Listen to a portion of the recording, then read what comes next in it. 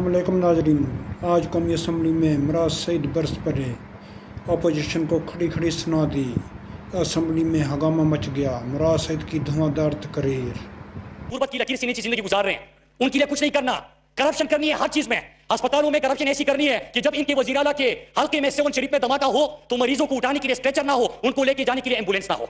इन्होंने स्कूल में करप्शन ऐसी करनी है कि जो रिपोर्ट्स आए हुए हैं, रिपोर्ट्स के मुताबिक सबसे ज्यादा आउट ऑफ स्कूल चिल्ड्रन जो है, परसेंटेज वाइज बात कर रहा हूं, पंजाब की आबादी ज्यादा है, सबसे ज्यादा सिंध के अंदर है। सबसे ज्यादा अगर स्कूलों के अंदर बेसिक वसाइल नहीं है वो भी सिंध के अंदर है। सबसे ज्यादा करप्शन अगर हो रही है तो यहां से सीनियर जज जाते हैं, सिंध का रुख करते हैं और वापसी पे आके एक बयान देते हैं कि सिंध के अंदर बहुत ज्यादा करप्शन हो रही है। स्पीकर साहब, आरटी की बात हुई, आरटी के ऊपर मैं बात करूंगा, लेकिन मुझे एक और बात याद आ गई। अभी जब फरजंद जरदारी बात कर रहे थे तो जब डॉक्यूमेंटेड इकोनॉमी और इन चीजों की बात आई ना स्पीकर साहब, कि जहां पे टैक्स लगाना है, थोड़ा सा आईएमएफ को मुखातिब करना है, अंग्रेजी का रुख किया, सीधा अंग्रेजी। जहां पे आवाम को बताना है और नारे लगाने, जज्बाती तकरीरें करनी है, उनको खुश करने के लिए अंग्रेजी का सहारा लिया, बाकी उर्दू में बात कर ली। स्पीकर, और आदाद शुमार 100% गलत। इन्होंने कहा कि महंगाई है, मैं आपसे पूछता हूं, बड़ी भड़के मार रहा था अभी 24% आपके दौर में महंगाई तो आज 14% है। यह है आदाद शुमार। स्पीकर साहब, आरटी के हवाले से बात हुई। स्पीकर साहब, आपको पता है जुलाई 2019 कैबिनेट का इजलास हो रहा है, एक बहुत बड़ा स्कैंडल पाकिस्तानी मीडिया की जिन्नत बन चुका है। स्कैंडल है कि लाखों टन गंदुम जो है वो इन्होंने चुराया हुआ है।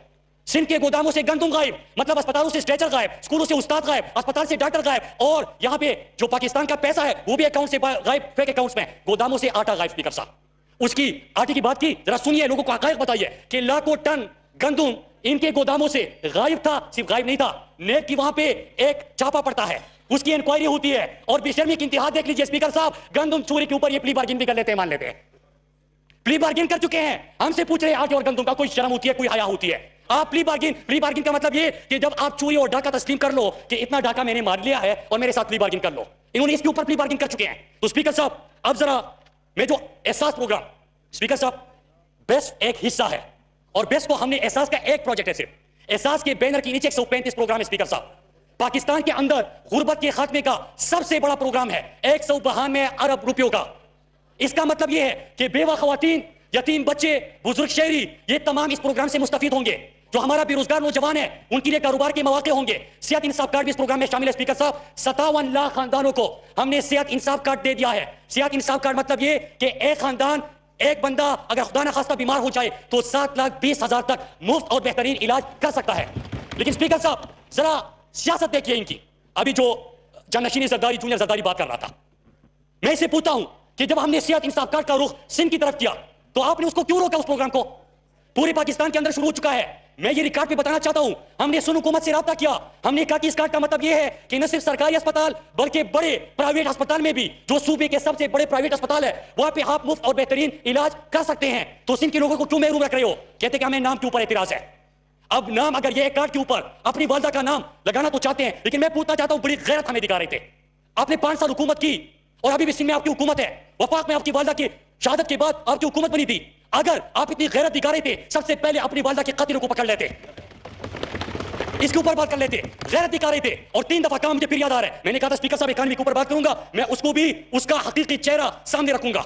मैं हमेशा कहता हूं कि मैं आईना हूं, दिखाऊंगा दाग चेहरों के, जिसे बुरा लगे वो सामने से हट जाए। पहले से हट चुका था, पहले से भाग गया। स्पीकर साहब, इन्होंने बात की कि ये जो छोटे वजीर सारी सीनियर पार्लियामेंटेरियंस बैठे हुए हैं, मेहनत करके आए हैं, किसी पर्ची को बुनियाद बना के नहीं आए। कोई जाली इस तरह का वरासत में पर्ची लहरा के ये नहीं कहा कि मुझे पर्ची दे दो, मुझे पर्ची के ऊपर पार्टी का चेयरमैन बना दो। हादसाती तौर पे ये पार्टी का चेयरमैन बना है, ये हमें जमहूरियत सिखाएगा। स्पीकर साहब, मैं एक और चीज पूछता हूं, अल्लाह का लाख शुक्र है कि हमारे पेट के अंदर हलाल की कमाई, हलाल का रिज़्क जाता है। मैं आपसे सवाल करता हूं कि जब आप यूनिवर्सिटी में पढ़ रहे थे, ऑक्सफोर्ड यूनिवर्सिटी में तालीम हासिल कर रहे थे, आपको आपके घर से फोन आया था, और आपको बताया जा रहा था कि बेटा आपके फेक अकाउंट्स कहां पे है। मतलब ये कि जो सिंध के लोगों को, पाकिस्तानी कौम को हमने मिलकर लूटा है, वो पैसा हमने कहां पे छुपाया और तुम्हें फोन किया जा रहा था, तुम्हें फोन करके फेक अकाउंट्स का बताया जा रहा था। स्पीकर साहब, 1 साल की उम्र में कंपनी का डायरेक्टर बन जाता है, करोड़ों अरबों रुपए फेक अकाउंट्स में आ रहे हैं। ये फेक अकाउंट्स क्या है? स्पीकर साहब, ये फेक अकाउंट्स मतलब ये कि सिंध की तालीम के ऊपर लगने वाला पैसा, मैं सिर्फ एक रिपोर्ट आपके सामने रखूं कि तर के अंदर जो सुप्रीम कोर्ट की जजमेंट है, सुप्रीम कोर्ट के अंदर इनके हेल्थ डिपार्टमेंट ने रिपोर्ट जमा की स्पीकर साहब कि 2019 में 317 बच्चे भूख और अफलास से मौत का शिकार बने, 533 बच्चे 2018 में भूख और अफलास का शिकार बने, 2017 में 500 से ज्यादा बच्चे भूख और अफलास से मौत का शिकार बने। लेकिन स्पीकर साहब, सवाल ये करूंगा कि सिर्फ सिंध के अंदर सिर्फ पानी की किल्लत के खात्मे के ऊपर आपने 5 साल 1 साल में 104 अरब रुपए लगाने का वादा किया है, जो कि आपके बजट में था। वहां पे भूख और अफलास से और प्यास से लोगों की मौत हो रही है, वो 104 अरब रुपए कहां पे गया? सिंध के सेहत का बजट कहां पे चला गया? सिंध की तालीम का बजट कहां पे चला गया? पाकिस्तानी कौम का गंदम और आटा जो आपने चोरी किया वो कहां पे चला गया? पाकिस्तानी कौम का पैसा जो इदारे तबाह करके आपने खाए वो कहां पे चला गया? स्पीकर साहब, ये वही चीजें हैं जो कि हराम की कमाई फेक अकाउंट्स में जाती है, और फिर जिनके अगर सही मानों में पाकिस्तान के अंदर, स्पीकर साहब, अगर सही मानों में पाकिस्तान के अंदर एहतिसाब हो स्पीकर साहब, तो इस जो यहाँ पे जो वो ट्विंकल ट्विंकल लिटिल स्टार वाली जो मैंने बात की, अगर सही मानों में एहतिसाब हो, इसको अपने ऑक्सफोर्ड की फीस पे वापस करनी पड़ेगी। स्पीकर साहब, मैं आता हूं अब इदारों के ऊपर। स्पीकर साहब, इन्होंने मईशत के ऊपर तो कमी बात हुई, मुझे याद आया ख्वाजा आसिफ साहब ने बात की थी, क्योंकि हमारे जो पार्लियामेंटेरियंस है पिछले पार्लियामेंट में जो थे, उनके ऊपर यह एक इल्जाम है। स्पीकर साहब, अगर कोई फ्लोर ऑफ द हाउस बात करे तो हम हल्फ के ऊपर बात करते हैं, ऊपर अल्लाह के नाम है, यहां पे हक़ाइक़ के ऊपर बात होनी चाहिए। ख्वाजा आसिफ ने कहा कि इन सब ने तनख्वाहें ली। स्पीकर साहब, आपको याद होगा कि वहां पे उस वक्त जिन लोगों ने रिजाइन किया था और आप मिन्नतें करके पाँव पड़ते थे, उन्होंने आपने तनख्वाह भेजी, हमने वापस कर दी कि प्राइम मिनिस्टर के फ्लड रिलीफ फंड में दे दे। स्पीकर साहब, झूठ बोला तो मत लगाई स्पीकर साहब। लेकिन स्पीकर साहब, आज एक चीज का दुख भी है स्पीकर साहब, हमने आज हमारा साहब आए और इकोनॉमिक टीम हमारी आई, ये सोच के आई कि आज बात होगी पाकिस्तान के अंदर मईशत के ऊपर। ख्वाजा आसिफ स्टार्ट करते हैं और वहां पे अपना रोना रो लेते हैं, फिर उसके बाद वो हादसाती चेयरमैन आते हैं और जब बात करते हैं स्पीकर साहब, तो कभी जो गलीज जबान इस्तेमाल करते हैं स्पीकर साहब। यही फर्क होता है एक सियासी कारकुन में और हादसाती सियासतदान में, यही फर्क होता है स्पीकर साहब। कि सियासी कारकुन जब बात करते हैं तो दलाइल से बात करता है स्पीकर साहब, लेकिन ये बात किसी और तरफ लेके गए तो हमने भी वही बातें करनी है, लेकिन हम इससे आगे जवाब देते हैं। एहसास की मैंने बात की, बिजली की मैंने बात की, गैस की मैंने बात की। स्पीकर साहब, इदारे जितनी भी है स्पीकर साहब, एक एक इदारा मैं आपके सामने पेश पे रख सकता हूं कि उसमें हमने खसारे से निकाल के उसको इस्तेहकाम की तरफ लेके आए और इंशाल्लाह उसको अभी प्रॉफिटेबल बनाने जा रहे हैं। स्पीकर साहब, मुल्क के अंदर इस वक्त टूरिज्म डबल हो गई, पाकिस्तान का बैनुल अक़वामी सतह पे इमेज बेहतर हो गया। इनके दौर में एग्रीकल्चर नेगेटिव ग्रोथ में चला गया था, मईशत की बात कर रहे हैं ना, एग्रीकल्चर नेगेटिव ग्रोथ में था, हम क्यों हमारे ऊपर चीख रहे हैं स्पीकर साहब कि आपने एग्रीकल्चर का कबाड़ा निकाल दिया। स्पीकर साहब, नेगेटिव ग्रोथ से तो एग्रीकल्चर को हमने निकाल दिया, इसका तो क्रेडिट दे दे। पाकिस्तान के अंदर 100 टेक्सटाइल मिल आपके दौर में बंद हो गए थे, वो 100 टेक्सटाइल मिल आज पाकिस्तान के दौर में, इमरान खान के दौर में पाकिस्तान के अंदर खुलना शुरू हो गए और कारोबार शुरू हो गया।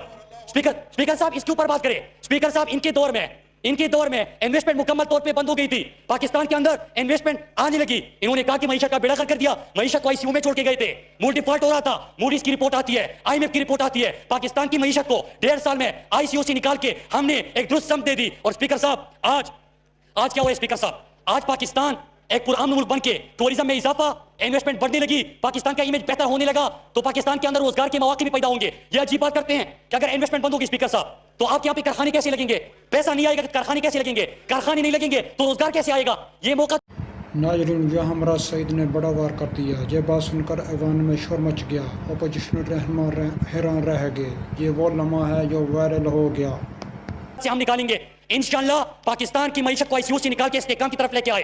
अब वक्त है और साल है इसके समरात पाकिस्तानी कौम तक पहुंचाने के। स्पीकर साहब, इंशाल्लाह ये समरात पाकिस्तानी कौम तक पहुंचाएंगे। और स्पीकर साहब, अभी आती है सियासी गुफ्तगू, जिस तरह वक्फे से स्पीकर साहब, मुझे पता है बोर हो रहे हैं, लेकिन जिस अंदाज से यहाँ पे तकरीर हुई, हम भी मईशत के ऊपर बात करने के लिए आए थे। मेहनत करके यहाँ तक पहुंचे हुए हैं, आपकी तरह पेट में कोई हराम की कमाई लेके बड़े नहीं हुए हम। स्पीकर साहब, इनकी तरह कोई पर्ची लेके, इनकी तरह सुने अभी सियासी तकरीर करने लगा हूं। सुने बेफिक्र है, मैं बंद नहीं कर रहा। स्पीकर साहब जी हाँ, गौर से सुने। स्पीकर साहब, मैं भी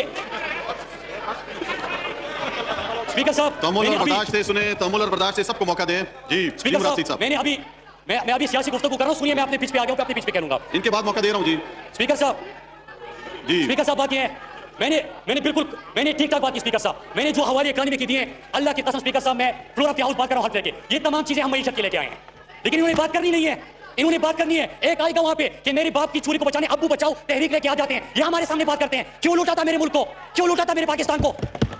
स्पीकर साहब, ये बात करेंगे, अल्लाह मुआफ करे। स्पीकर साहब सुनिए, मैं अभी आपके लहजे में बात कर रहा हूं, आपके लहजे में मैं अभी बात कर रहा हूं, अभी तक मैं दलाइल से बात कर रहा था, मैं करूंगा स्पीकर साहब, मैं इसलिए करूंगा कि हम यहाँ पे हमें इतनी अल्हम्दुलिल्लाह हम लोगों की आंखों में आंखें डाल के भी बात कर सकते हैं। पहले जिस दिन के लिए जिस अंदाज से ये सेशन बुलाया गया था स्पीकर साहब, मैंने उस चीज के ऊपर बात की, सियासी तकरीर जारी रहेगी।